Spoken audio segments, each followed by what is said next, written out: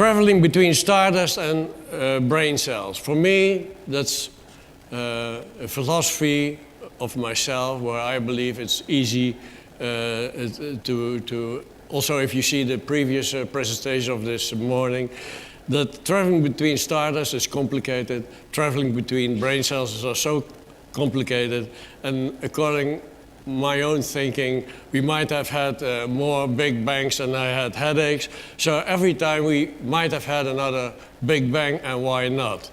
So if you look at this picture of Van Gogh, keep it in mind, because in the rest of the presentation, I'll get back to the moving stars.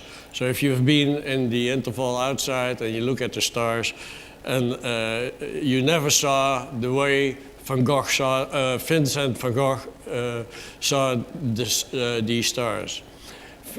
I say Vincent van Gogh because Vincent himself, he signed always with Vincent. He didn't want to use Van Gogh, he said, because all these foreigners, they never know and can't pronounce Van Gogh. So that's why in this presentation, I will only use his name, Vincent. What I'm going to talk about is about Vincent van Gogh's brain and colored hearing. Everybody knows his paintings, he's world famous, but for tonight, I want to focus on the topic of his brain and colored hearing. Lawrence E. Marks said, curiously, an intriguing phenomena of the human mind is synesthesia, the sensation from one sensory domain to another. So also today we heard there are many domains. I don't believe they are isolated senses, but they are all interconnected and work together. In a way, that's also how I feel myself, especially this evening. Vincent, he came to the border of Eindhoven, about 4 kilometers from where I was born. He walked in the streets and he went to the woods and the bushes where I have grown up as a little boy as well. I've been in a studio which he had in a village close by Eindhoven, and of course that has also an emotion in myself being at the same spot where he had his studio. We know from his friend Dim Gestel, who was a lithographer, who was at that same time with him walking back to Eindhoven, where Dim Gestel had his home and industry. He was a printer. And he told everybody that Vincent was absolutely mesmerized by the sunset which he saw in the west, the sun getting down over Eindhoven, or even the part of Woensel. And he sat there for a long time, enjoying and being fascinated by it. Also, Vincent was very much intrigued by the theories of color of Goethe. And a little bit later, DELACROIX developed the color wheel and the complementary colors. And later on, during his life, and also while he was painting in the South, he used the complementary colors in a very strict and disciplined way. Vincent came to Eindhoven, met their friends. He was also a teacher to a number of people in Eindhoven. And while he was meeting these people, he came also in contact with a music teacher, Mr. Hein van der Zande. And Hein van der Zande played the organ in the Nagelkerke in the center of Eindhoven. And he was known that he could teach everybody to learn to play the piano. And Vincent wanted to play the piano. And he went there for a few lessons, that's what we know from other pupils. And he was critiquing his teacher that certain tones, certain colors were too yellow, certain tones were too yellow, or certain tones were too green, or certain tones were not blue enough. And this teacher, Hein van der Zande, he got so scared, he sent Vincent off, and he was not allowed anymore to return because Hein van der Zande got scared and he thought, this is a madman. I don't want to have anything to do with him.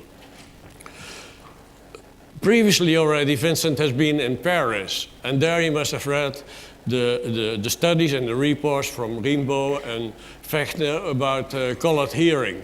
It was very fashionable at the time, and people were intrigued by colored hearing and the overlap between the senses. So the visionary way of hearing, they had also special organs built for that, and light and color. At the time, before the 1900s, that was very, very popular. In the long past, Aristotle and Newton were already talking about the frequencies of tone and color. And they said there must be somewhere a combination that these frequencies come together. This is a drawing which I got. I'm not a scientist, I'm a designer. And I got this, this picture. And you see that the sound frequencies have a kind of a correlation with the color frequencies. Only there's 1 to the 12th of a difference.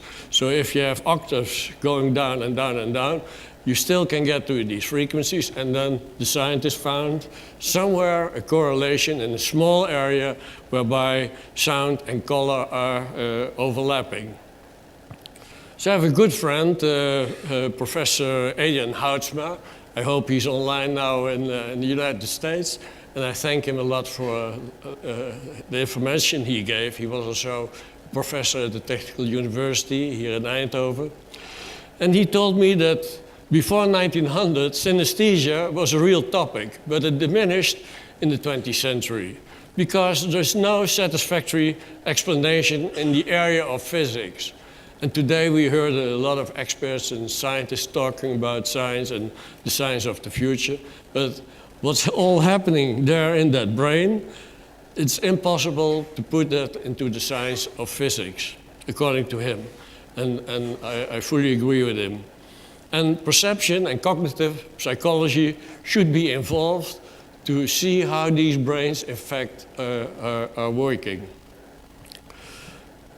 In 1975, Lawrence E. Marks, he did a lot of reports and psychology research with testing a lot of people with this kind of ability.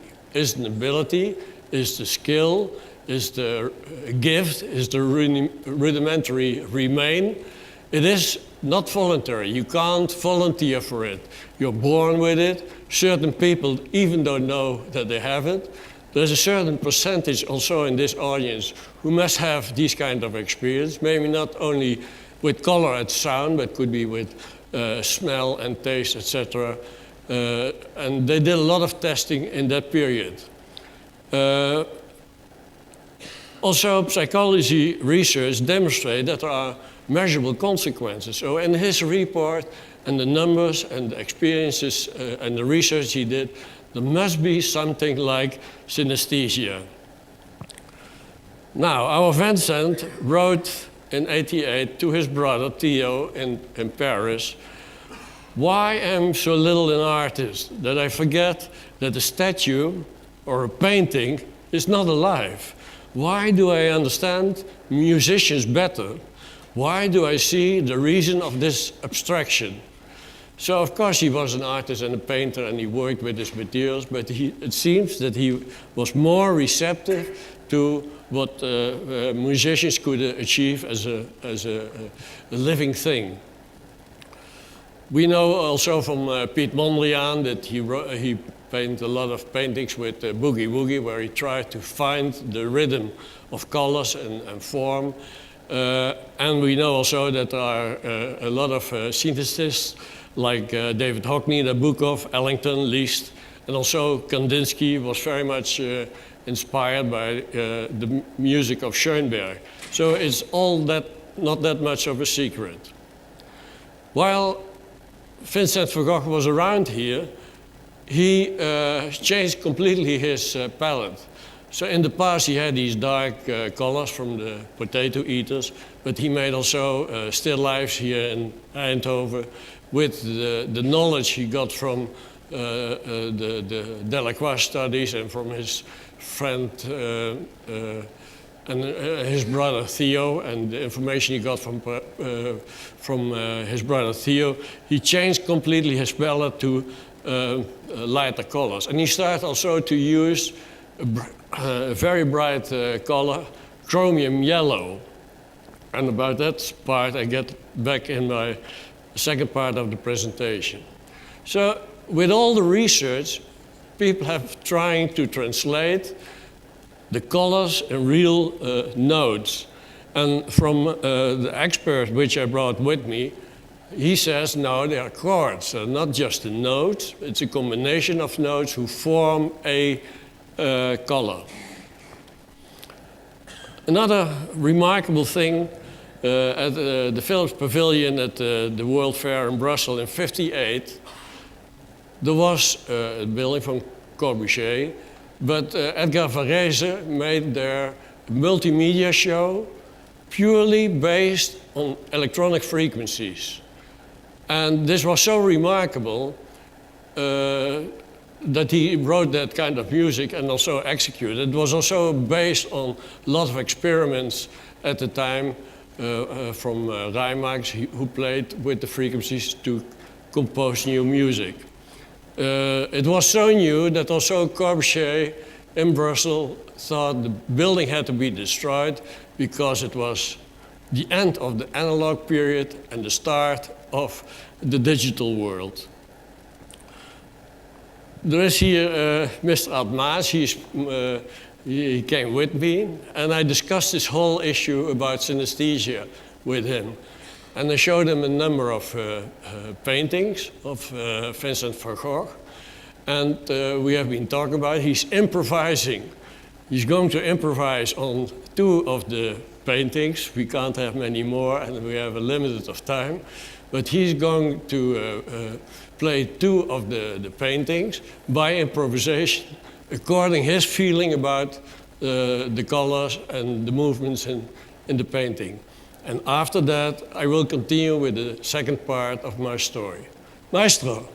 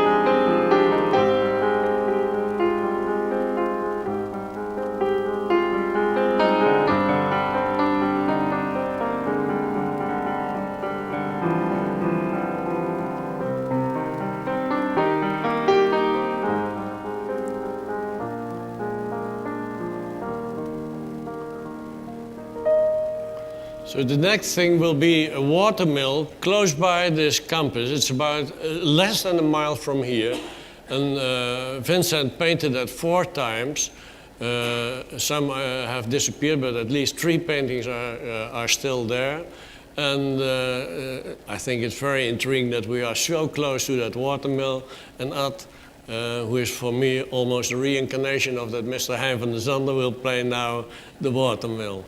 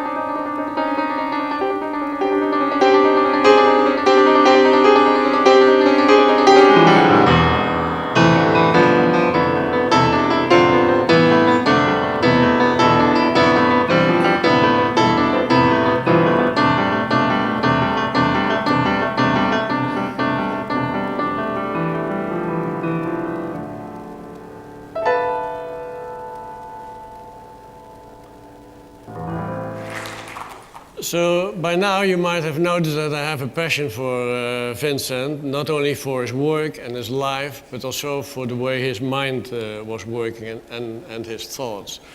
So with that kind of an energy, we have been to the place where he lived, where he had a studio, and we got permission to do some excavations there with our archaeologist. And among lots of artifacts we found in the pond and in the rest of the garden, there was also a rusty can with Prussian blue paint. This paint has been analyzed by the Institute of Collection, the Netherlands in Amsterdam, and among a lot of ingredients, they found also a red human hair. The red human hair has been also exposed at Happy Street in Shanghai, and was one of the 4 major topics of the whole exhibition. So we thought it was very nice that one little hair was even more important than pavilions, which were costing millions and millions. I get back to the ingredients of the blue paint. Because what you also see is this little shuffle, which we got from the family of Jan Baijens. Jan Baijens, he was supplier to Vincent's paint. He could not afford the very expensive tube, so this house painter made special paints for Vincent. So around the world there are still a lot of paintings with that cheap paint. Also interesting was that what we heard from the family, that this Jan Baijens, he had these containers with pigments, and there is still blue and yellow pigment on this little shuffle. The yellow is also particularly interesting because I've been in contact with Koen Jansen, a professor from the university in Antwerp, and he discovered that chromium yellow is forbidden in 1925 because it was highly poisoned. He also found out by doing some tests in the cyclotron of Grenoble that these old paints age very quickly in daylight. So he did that with the cyclotron, and indeed the yellow becomes more green and more dark. So we know that he had used that kind of paint. So this is a bit of a joke, of course. Who's afraid of yellow, blue, and toxins? The yellow is obvious. In 1925 it was forbidden, highly toxative. The blue, there was lots of materials inside which were also hallucinative. Vincent also experimented almost like an alchemist his own paint. We know that from his letters to the brothers and to his friends. We also know that he had a mercury treatment after being cured from syphilis in Den Haag, and the only cure possibility at the time was mercury, but it is of course highly dangerous. The chromium yellow I don't have to explain, I think, but later in France he used maybe 6 times more that yellow, you know, the sunflowers, etc. And it was even so bad that in his black periods that the doctor, Perron, forbidden him to paint because he also was drinking turpentine and eating his paint. So and also in his letters it says that Vincent, because he was warned by his brother to take it easy with his intake of absinthe and everything, but he said, but I have to reach the high yellow note. That's in his letters. So per today we know the psychonauts. In the 60s and the 70s, there was a lot of experience with drugs and people who were experimenting and saw colors and hearing things, etc. That diminished a little bit, but still per today there are lots of psychonauts who are still experimenting to get that kick out of life. So I'm also very much interested, and we heard a little bit this presentation from other people, about Vincent's philosophy about life and about the earth and space. In his letters, he wrote to his brother and to his friend Bernard, wouldn't it be possible that in space you could travel from one planet and star to the other, like you travel here on Earth by bus or by train. And you could go from star to star and take illnesses or cancer or cholera with you. So for him, and that's also why I said in the beginning about stardust, we believe now that meteorites travel through space, and indeed that you could take from one space to the other, one place to the other, illnesses or maybe life or human life. He also was talking to his friend Bernard about metamorphosis. He said, in a few years from now, why shouldn't we be able, like human beings, to transfer like a caterpillar into a butterfly, that we also can transform ourselves in different kind of human being. So I'm not a scientist, I'm not a musician, but I'm a designer and an artist. Designers also connect factual information, like we have heard in the presentations, with creativity, imagination, and intuition in order to achieve new solutions.